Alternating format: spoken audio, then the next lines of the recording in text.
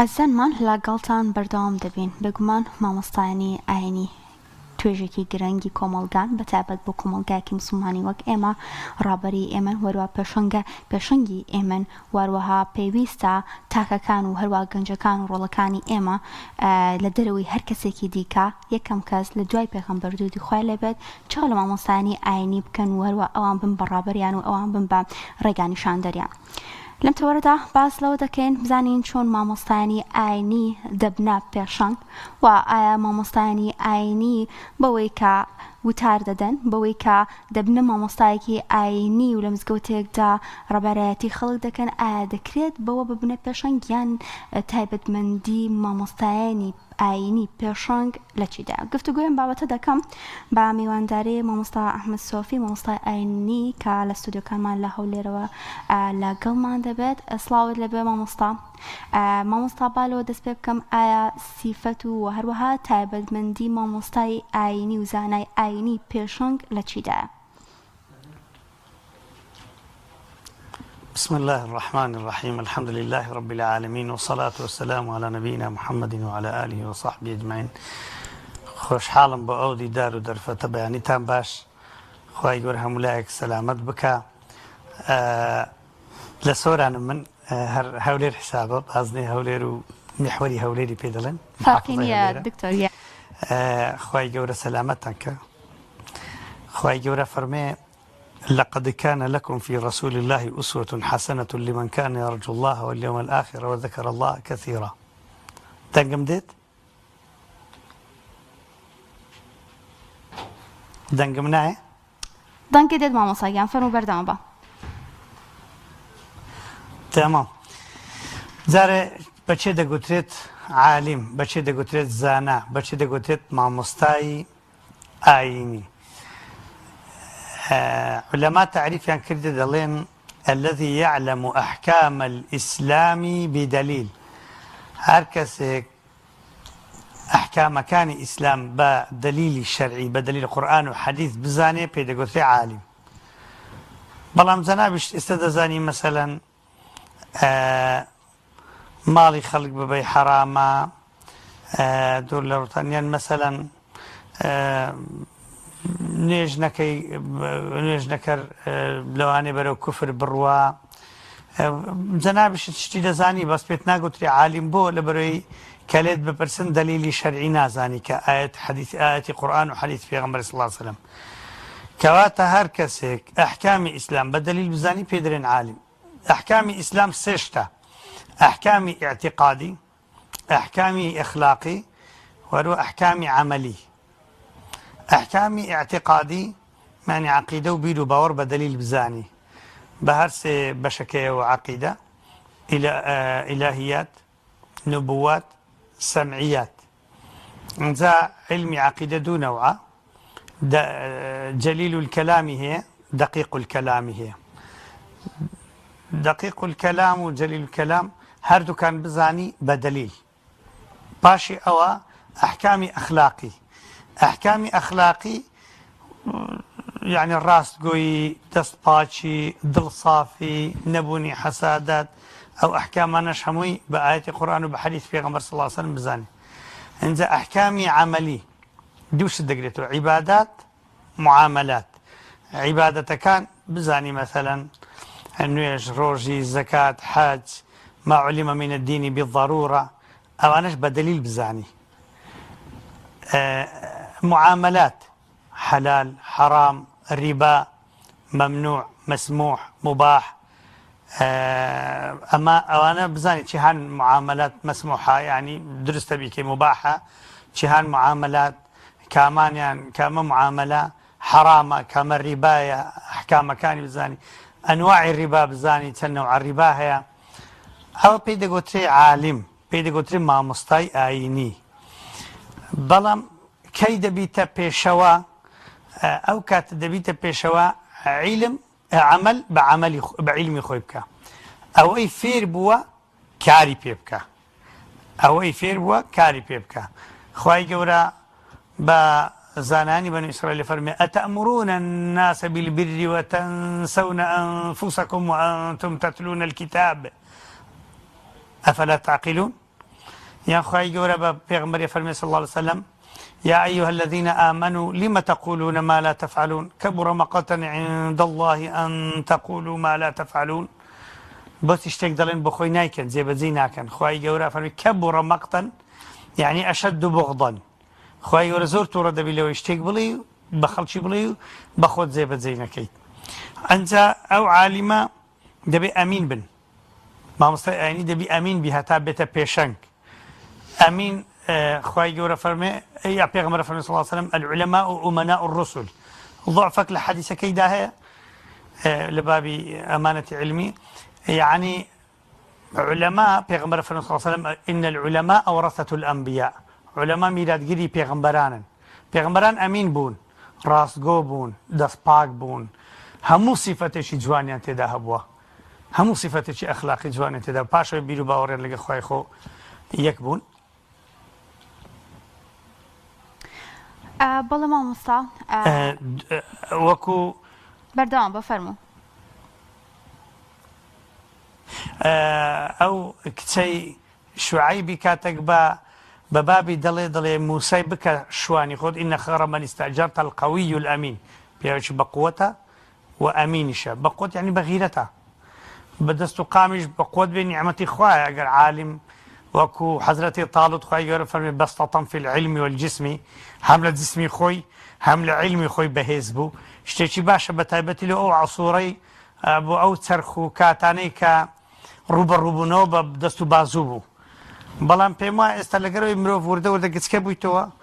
پێم وایە ئەو قووەتە ئەگەر لە ئەلکترۆنیات زیرەک بێ، ئەسلیحەی متەتەوڕە هەبێ، زۆر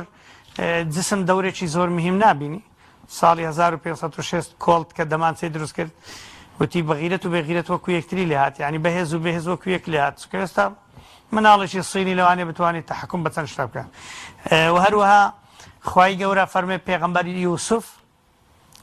سەلامی خوای لەسەر بی کاتێک ویستی بیکەن بە وەزیری دارایی لە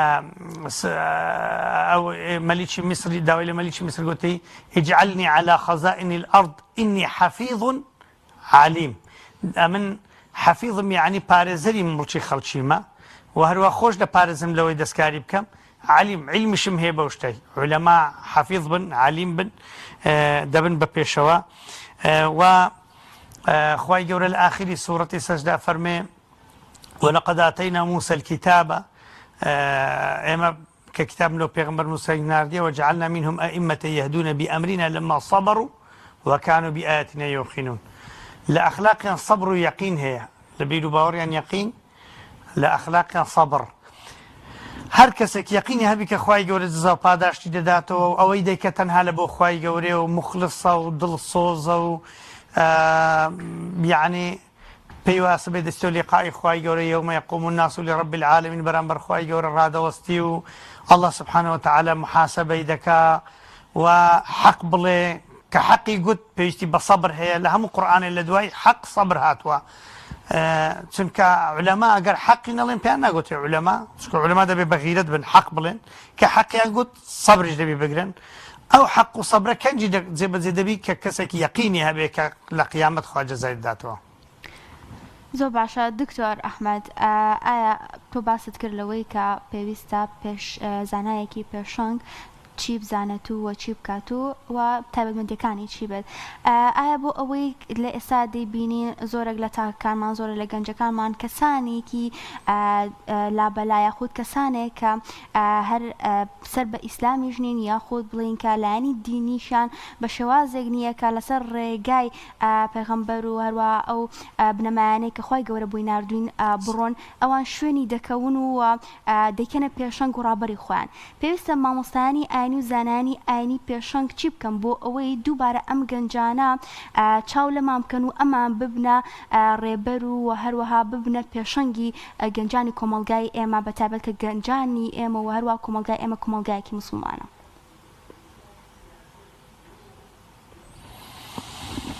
والله یەکەم شت دەبێ مامۆستایانی ئاینی زۆر احتیمام بەبینی خۆی و خوای گەوریان بدەن جل جلاله، کە ئینسانێک تەواو بۆ خوای گەورە پاک بوویەوە. لە سوورەتی ئەلبەقەرە خوای گەورە فەرمێ پێغەمبەر ئیبراهیم عەلەیهی سەڵات وەسەلام كدعاء كرت ربنا ابعث فيهم رسولا يتلو عليهم آياتك ويعلمهم الكتاب والحكمة ويزكيهم قلت خواي جان بيغمبري كان لو بنيرة لخوان ككتابي توان لو بخوني توا فيري علم وحكمتيان بكا وباچان بكاتو خواي قورا لآياتي 129 فرموي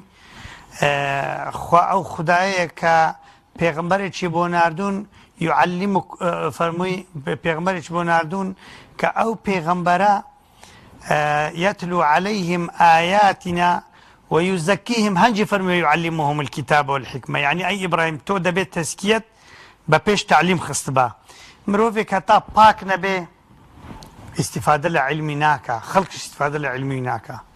دبي أهل علم يكم زر تزكية شوانا بين خو خواي جورا